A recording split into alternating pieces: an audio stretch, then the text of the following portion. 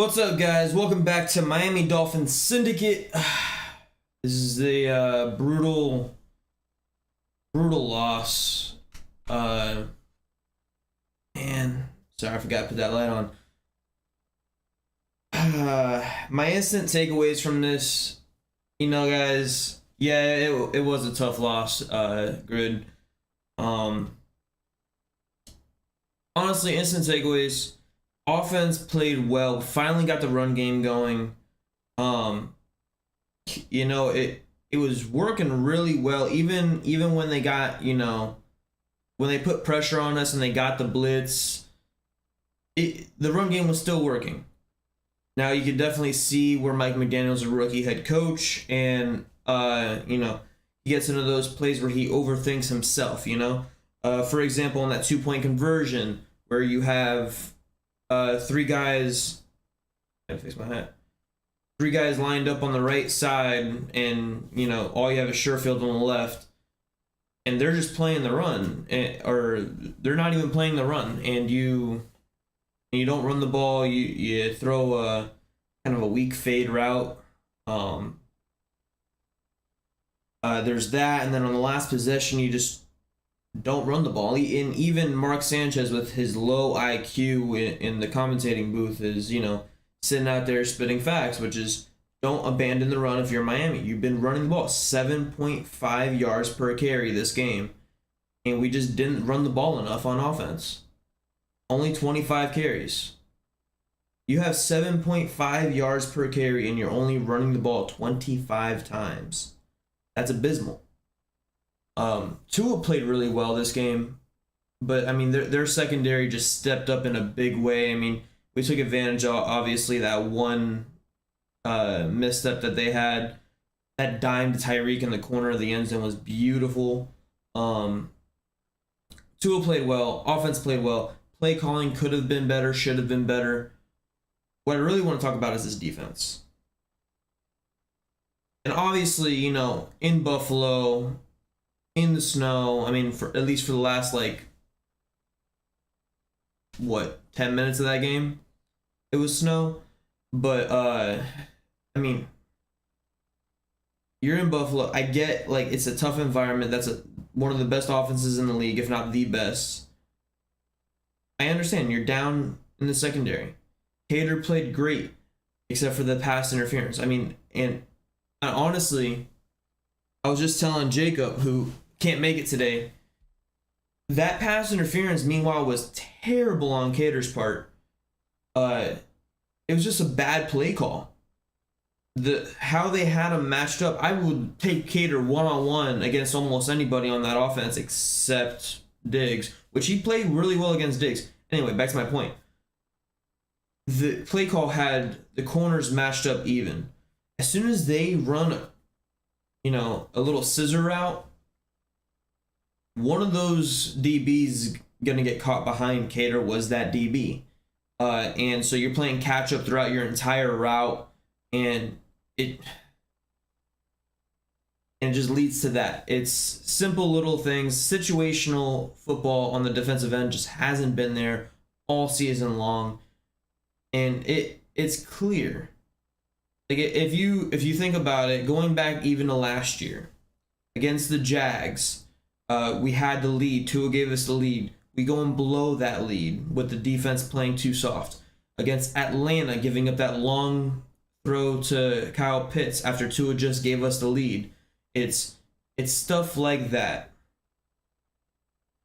Yeah, if you're in here, tell me your thoughts. I mean,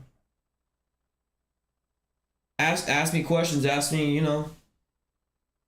what were your guys' thoughts on the game? I mean, I'm just kind of rambling on here. But man, this defense, and honestly, Bethel played great. Keon Crossan, I never want to see that man on a football field ever again. He is a great special teamer. Great special teamer. But the man can't cover anybody. Anybody. I'm literally screaming at my TV. That whole second or third drive, they're just targeting Keon. Bro, I love you. Don't get me wrong. You're a great person. And you're absolutely phenomenal on special teams. But brother, you can't cover the broadside of a barn. Igbo has been inactive for how many weeks now? And he played out of his mind. Bro, he was guarding Stephon Diggs like it was nothing on some occasions. Now, he did have a few plays Bills Mafia. Bro, hey, look. Besides y'all throwing snowballs at our players, respect. I mean, y'all played a good game. I mean, offensively, defensively. I mean, the second half, y'all brought a lot of pressure and forced us to do different things, and I think it made McDaniel panic. Now, you watch. I think they finish out the season with 3 straight wins. I don't see, at home, we're just monsters, especially on defense. For whatever reason, our defense does a complete 180. We have a top 5 defense at home, but we give up the most points in away. I don't see how Green Bay is going to beat us. Their defense is eh. Yeah, dude, that snowball stuff got me so heated, too. And it took them, almost the full first quarter to actually say... Actually, it did take the full first quarter. They were throwing darts at... Woo. They were throwing darts at Tyreek and Waddle in the corner of the end zone there. And then after the second Bills touchdown, they were just pelting our entire sideline with snowballs. And then even at the half, they were throwing snowballs at the players as they were going into the tunnel. Bro, that's messed up, man. Now, that's not most of Bills Mafia. Most of Bills Mafia is actually good people. Defense needed to contain Josh Allen throughout the game. I'm not. Why? We never... We did start spying on him a little in the second half. It just a lot of missed tackles, really. Missed assignments, missed tackles. And good blocks. I mean, most of his runs in the second half, they were designed runs. So you had the guard pulling and just you have a guard against a safety. I mean, I'm sorry, that's just good play design. That's good play calling by them. Josh Allen... I mean, that second fumble that he had that was recovered by his lineman, that could have been huge. I mean, we got these refs. Now, for anybody that's really complaining about the refs, they were bad throughout the entire game for both sides. Now, I get that, they played a little bit more physical with us than we did with them, so therefore we ended up... It creates more time... Yeah, that Mr. LW here said, it always creates a counter for something, Yeah, it was Big Grid. Those gashing runs, and it's just situational football, man. Josh Allen is that good. That touchdown at the end of the half, he's probably... Him and Mahomes are the only quarterbacks that can make that throw. Oh yeah, the refs, bro. I mean, they were equally bad though. So when you have the last 3 weeks, we've had teams actually be physical with us and throw us, kind of off our timing and anticipation track. We actually, had an answer for that today. We scored 29 points. Probably should have been a little bit more. Ended up kicking a few field goals. But the fact of the matter is, they're playing that physical. You're not getting the calls. You have to have an answer. We finally got an answer for it this week. That last drive, though, that situational play calling once again. I mean, you see where Mike McDaniel is a rookie play caller. It's not like he was an offensive coordinator for 2 years. I think he was an offensive coordinator for... I think it was 2 years that he was an offensive coordinator, but he never called the plays. He obviously came up with game plans, and his game plans are phenomenal. I'm a Bills fan, but it was a good game. Hey, bro, respect. Honestly, respect. Good. I called it a good game. Going into this game, I told my buddy Jacob, my co-host for this show, that I just wanted to see the offense have answers this time. I wanted Tua to look good in bad weather. I wanted this team to just perform better than they have been in the last 2 weeks, and they did. The defense, not so much. But, I mean, it's a short week. I mean, those injuries, Holland didn't play half the second quarter. It sucks.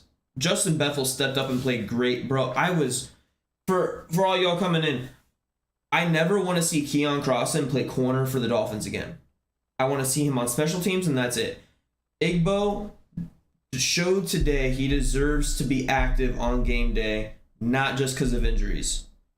The man can ball.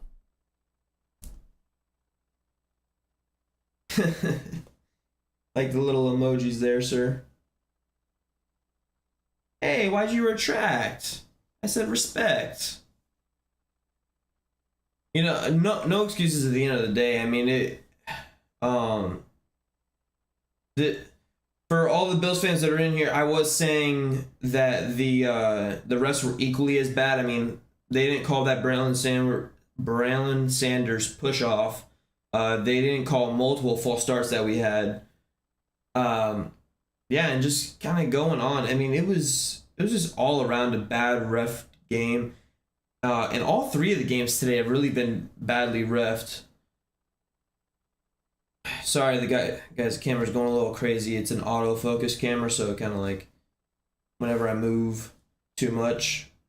But yeah, what you guys think? What's your takeaways? My takeaways is that Josh Boyer needs to be fired. He's a great coach, great game planner, terrible play caller. Now, could he get better? Absolutely, but I think he gets scared at times. We saw what's up with Gesicki, bro. Don't even get me started on Gesicki. I love the man. I want to pay the man. I want to, but he has to give me a reason to pay him. He's not getting the ball. He's running all these decoy routes. His blocking is a lot better this year. He is a top 5 tight end. 100%.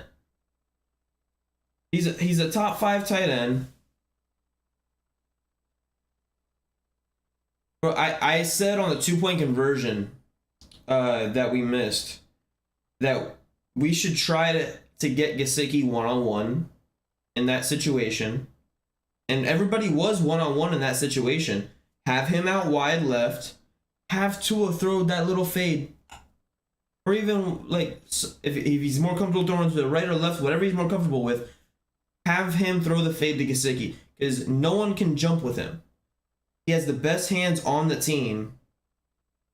You know, you got to find ways to get him the ball. He doesn't get much separation, which that's kind of... With Tua, that's a thing. Like, if he doesn't see you have separation, especially when you have Tyreek with 3 yards of separation, Waddle with, infinite yards of separation, it's hard to say, oh, yeah, let me throw it to the guy that has, maybe half a yard on a DB. But you know what? You throw it up, and he's probably coming down with it.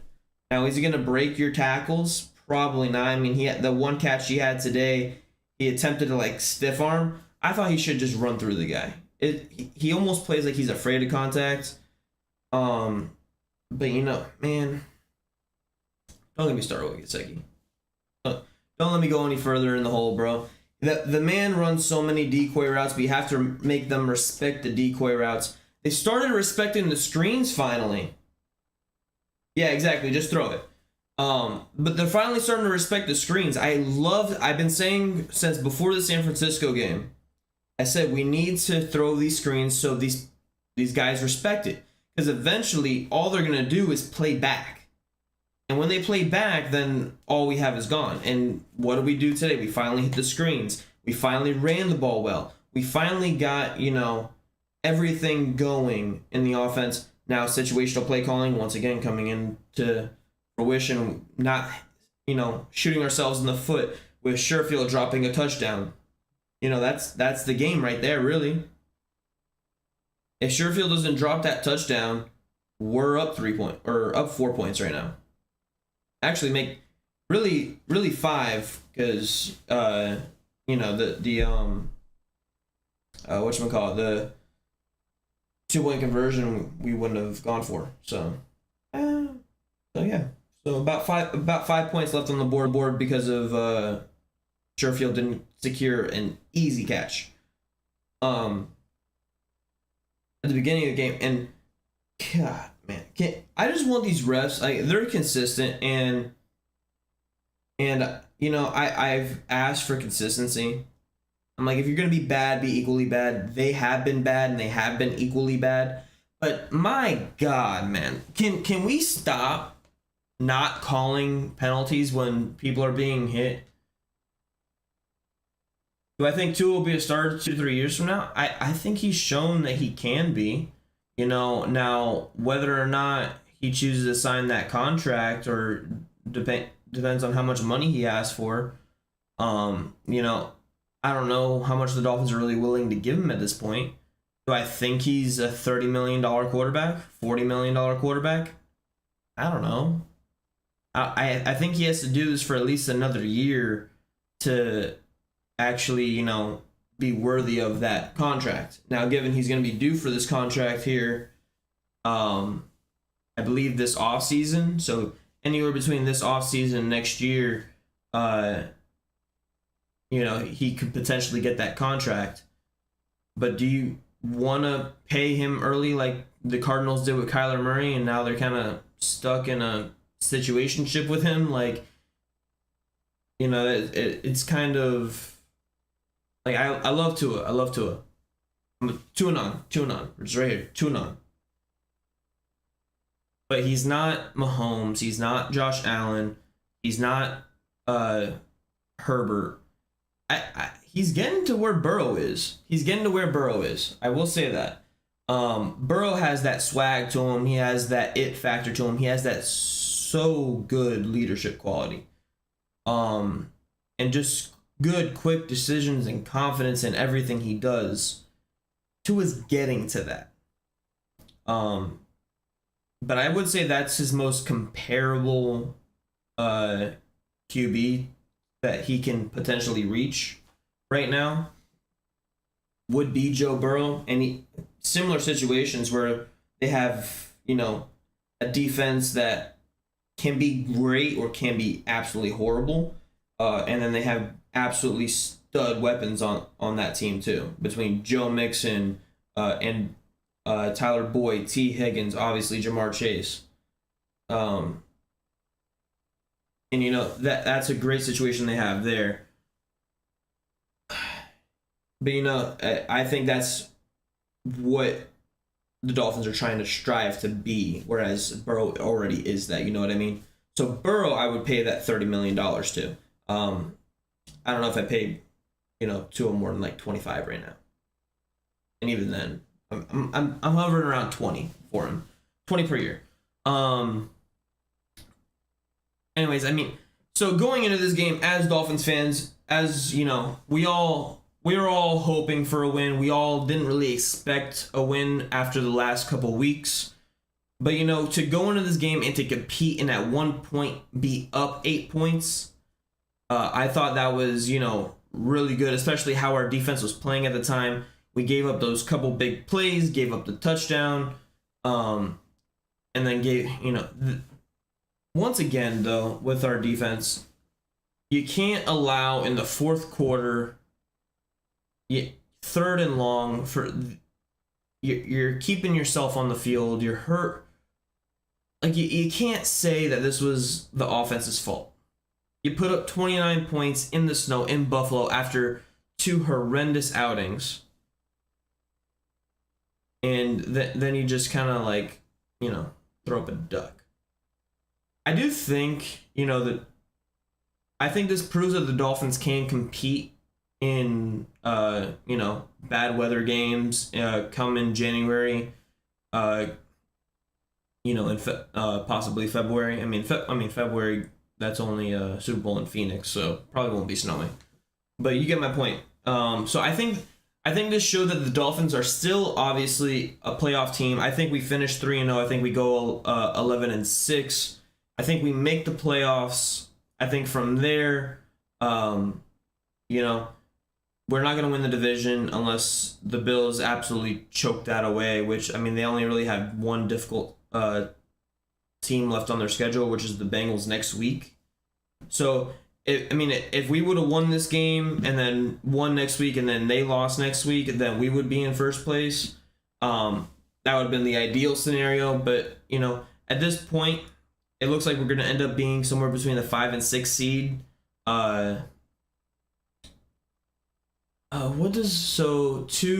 Two plays 5. So we would play the 2 seed. So we might end up playing the Bills in Buffalo again. I missed the last few minutes of your commentary. Oh yeah, absolutely, bro. I was just saying, I was just kind of like reiterating for all the people that are now in here. The beginning, uh, the beginning of the game. Before all this, we weren't really expecting to come in here and throw up 29 points. We just didn't want to look bad. We didn't want to get embarrassed. And you know what? We didn't get embarrassed. We we showed that we are a contender. That we can actually compete with these teams. Honestly, I'm kind of hoping for the 6th seed now. I don't want to, or no, two plays 7. Never mind. So we would play 5 plays for. Oh, we might be in Tennessee. By my calculations, we might be going to Tennessee for the first playoff game of the season, or I think that's a winnable game.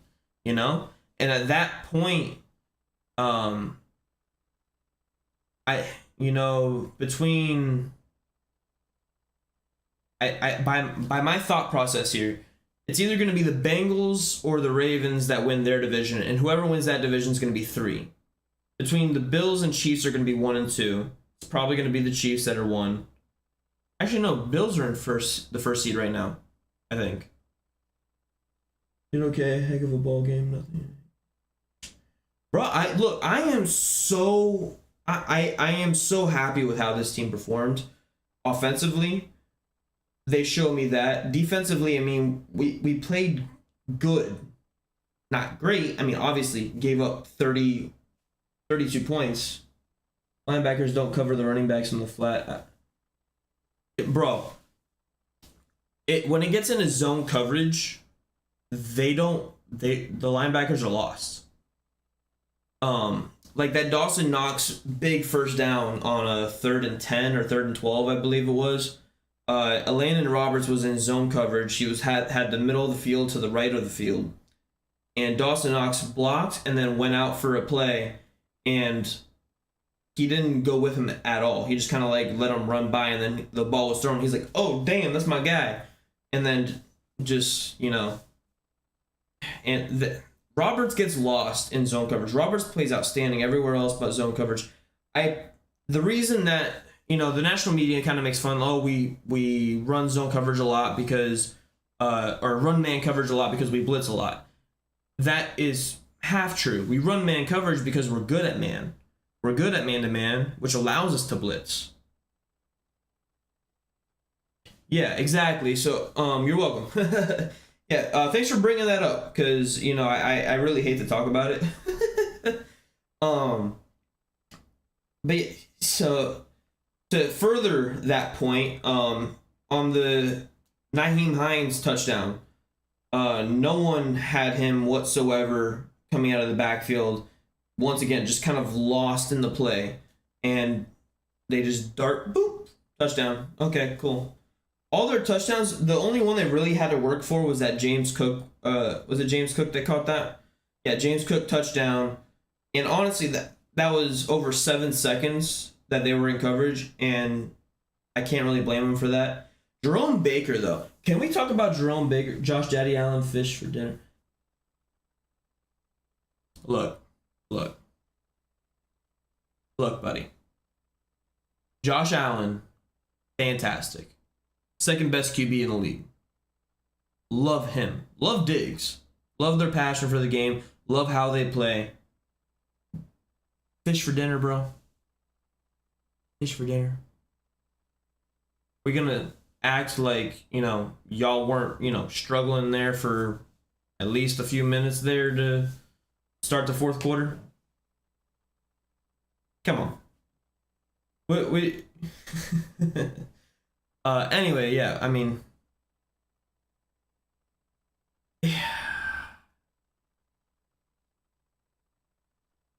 best QB is Mahomes.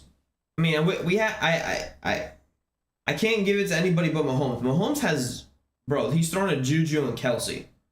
Kelsey's great, but I mean, you have Jalen Ramsey on Kelsey because he's literally their only receiving threat. I mean, Juju's great-ish.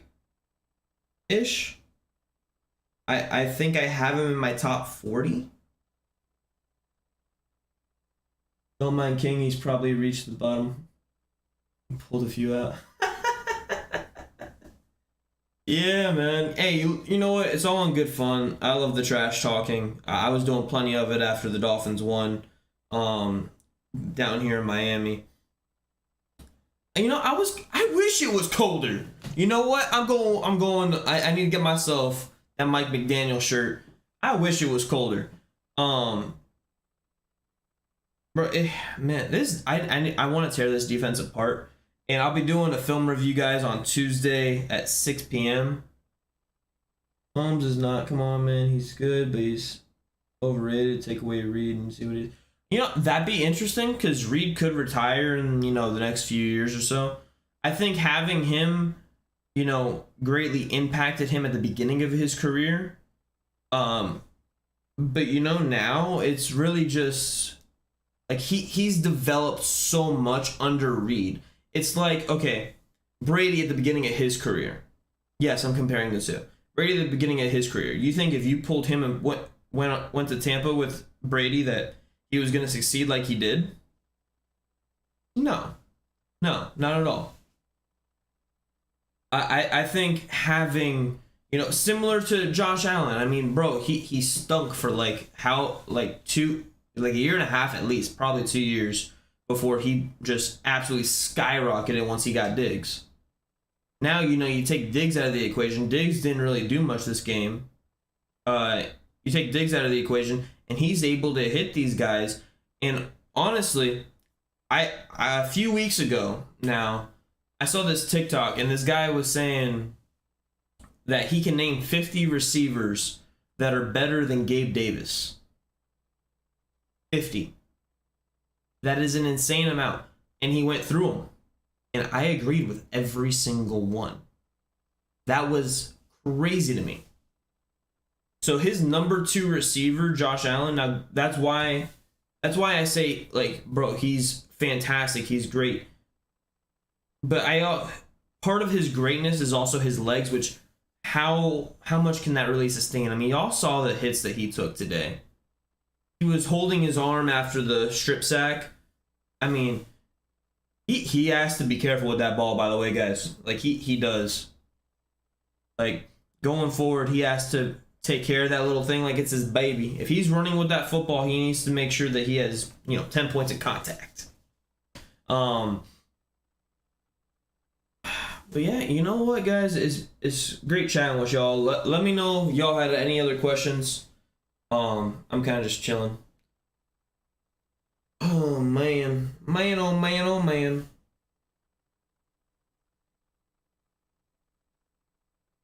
Yep, bro. All right, so I'm gonna go back to the beginning. I'm actually just gonna tear into this defense. This defense is absolutely awful. We have such good players and they make such good plays, and then it just gets into these boneheaded, just how do you let that happen? Dolphin fin soup on the menu in Buffalo tonight. Mafia AAA. Josh Allen runs the AFC East. I'll agree with the last part. Josh Allen does run the AFC East. Josh Allen runs the AFC East. I'll give it to y'all. Y'all, what is this? 3 straight for y'all now? Three straight division titles. Jim is book Iverson. But hey, look, I gotta hand it to the Bills. The Bills did absolutely fantastic throughout every phase of the game. They adjusted really well to what the Dolphins are doing offensively, and they brought pressure.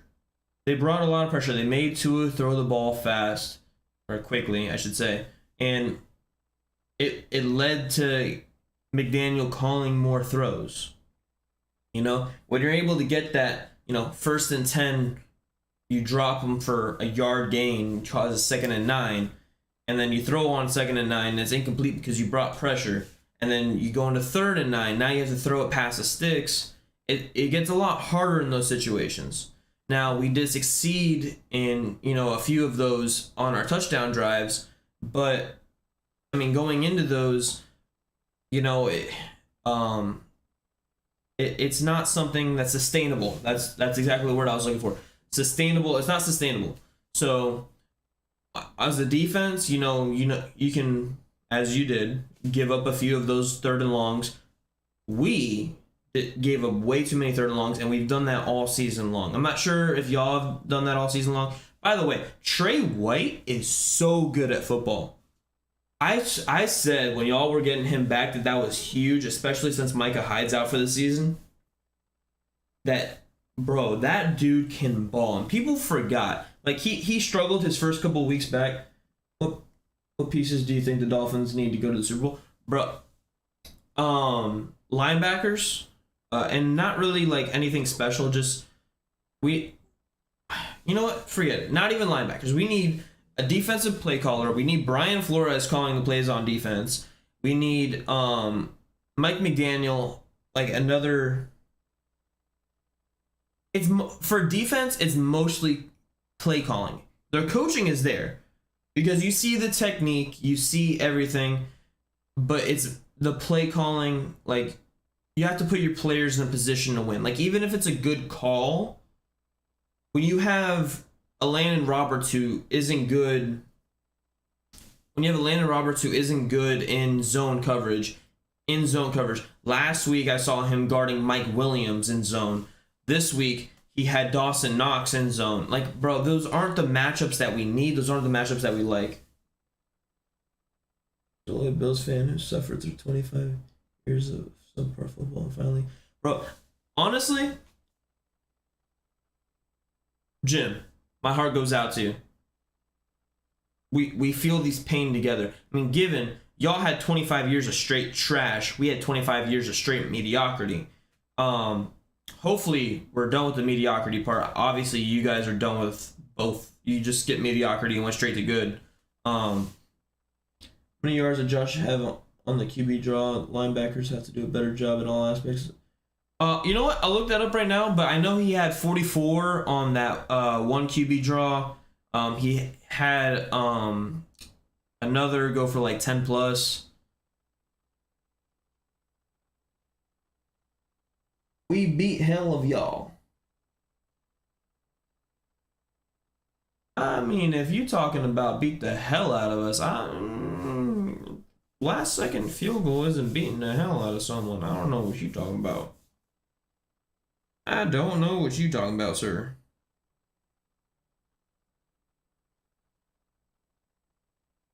But let me go and I'm going to check the stats on Josh Allen's rushing there.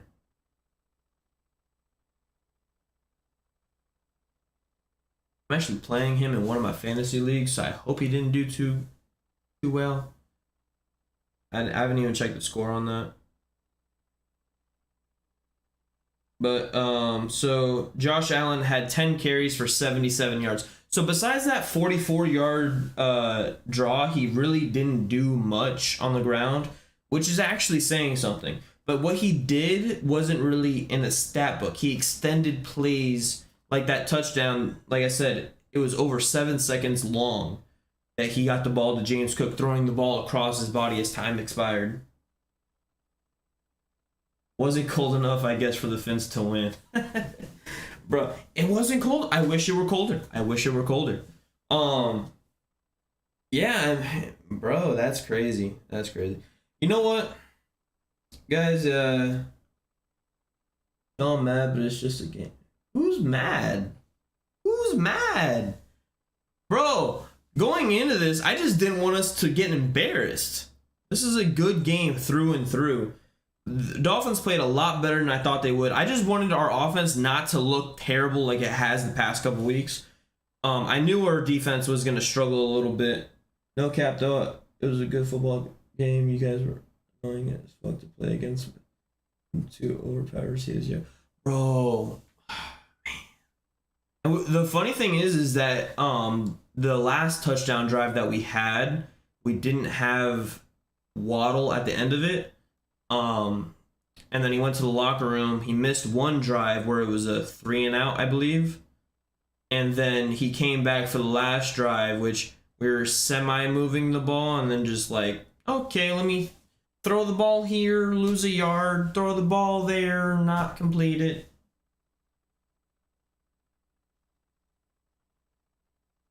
You know what? GG Trouble. Absolutely, absolutely. I think that this game showed that we can actually compete. In this league, like in the playoffs, I think that we can compete. We just obviously need better play calling defensively. And as far as for LW, your question, is beat the hell out of like a physical thing, stat thing, time possession thing. I think it's kind of a combination of all. But I think this game was fairly balanced across all aspects. I mean, the physicality on both sides was fantastic. That's a great point. Is for gaming, bro. That's a great point. Actually, I was pointing that out a little bit earlier. I said for all my fans out there that are complaining about refs, they literally have equally sucked the last 3 weeks. Potato potato. Oh wait, no, my stream crashed. Don't do that. Okay, wait. Okay, we're back. Cool. You can't beat a script. Dude, the script, we were pretty decent against the script. The scripted plays that the Bills had, I think. I mean, their first drive they punted, and the first drive in the second half they punted. So I mean, yeah. So we beat their scripted plays. Now it was the last couple weeks, really the last 3 weeks, the defense in the fourth quarter, they enter position to get a decent stop, have a couple of third and longs, and then they let the drive go. They kill a bunch of clock. I mean, the Bills, that last drive, they started the ball with like 7 minutes left, didn't they? Or something like that. It was either 7 or 6 minutes left. And they obviously killed it all the way down to 0. Dolphins only had 2 timeouts, and it's like, at what point do you start using them? Like, honestly, I was okay with him using them in the last, like, couple, things. But there was really no point because we couldn't stop the clock. They were going to get it down to 2 and do whatever they want. I thought maybe we could have held it and froze the kicker. And, give them less time to, snow's going to come down, mess up, throw some snow on that little spot, Maybe we could have done that. Made it a little bit slippery for the kicker. I don't know. Something.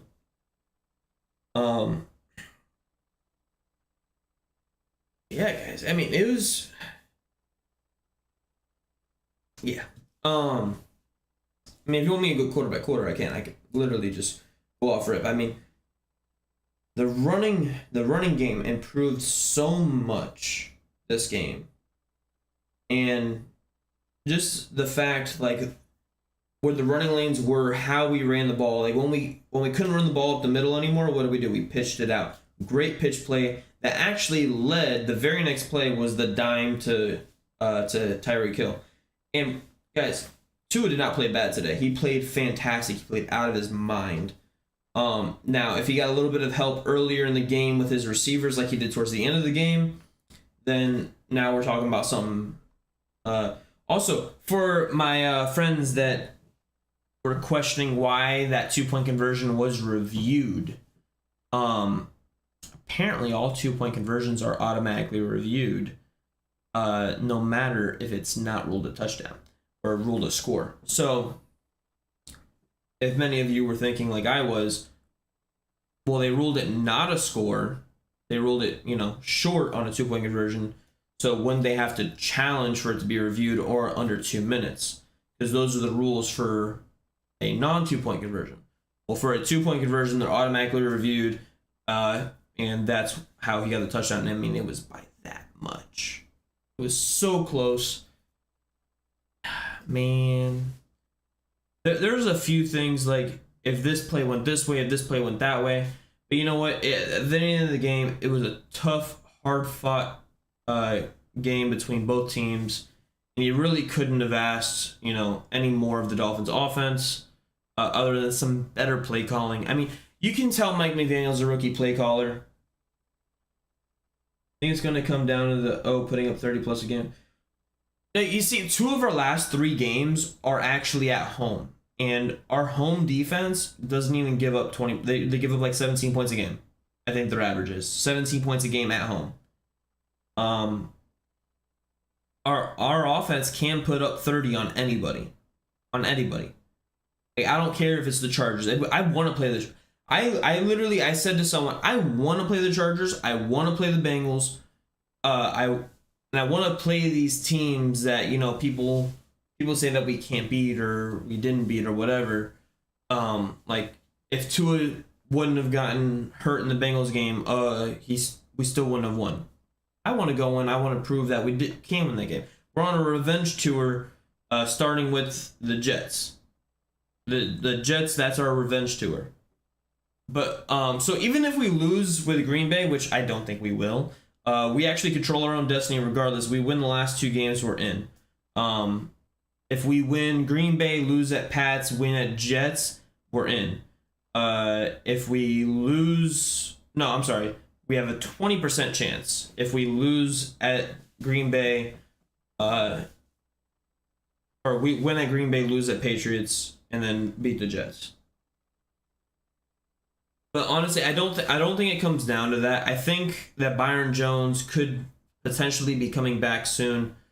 I don't know. The way Mike McDaniel was talking about him this week, it was very offsetting for someone. Like, if you've been watching and listening carefully for like the key words that he uses when talking about Byron Jones, the last couple times he talked about him, he's like, "Oh, I'm optimistic that he's coming back this season. I'm I think that he might come back and stuff like that." And then this past week he's like, I view him as a bonus to get him back. But at this point, I mean, honestly, we need him back because Boyer is too stubborn to put Igbo in over Keon Crossan. I think Mike McDaniel went over to him and was like, "Bro, Keon Crossan was out for a drive and Igbo locked down Diggs. Put Igbo back in."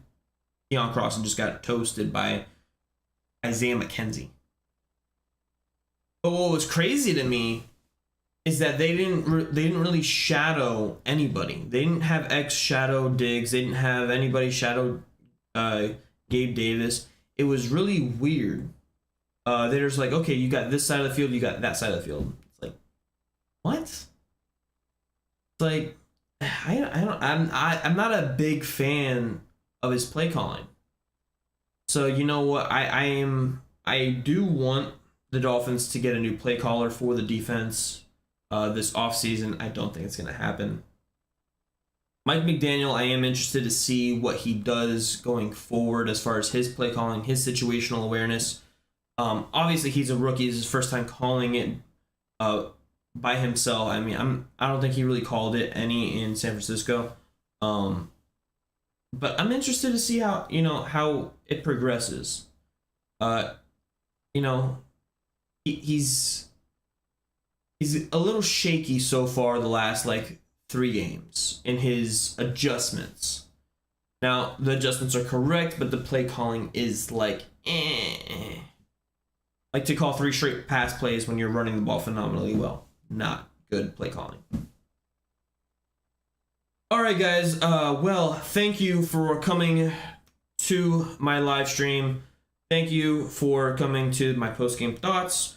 Obviously, Buffalo Bills 32, Miami Dolphins 29. Thank you guys for coming in. Yeah, exactly. It was days by committee. Thank you guys for coming in. Don't forget to please like, subscribe, ring the bell so you can get notifications when we post. My buddy Jacob is going to be posting a video either tomorrow or Monday, probably Monday. Once he is calmed down, I have calmed down, he's gonna put out his thoughts after kind of calming down. And then Tuesday I'll be going live for a film review to kind of see what we did right, why it went right, what we did wrong, why it went wrong. And if you guys want to request any plays that you want to be seen, drop a comment. Hey, I want to see this play during your live. Let me know. And and I'll be more than happy to show you guys. But yeah, hey, you know what? Thank you all for stopping in. Love you. Fins up. We got this.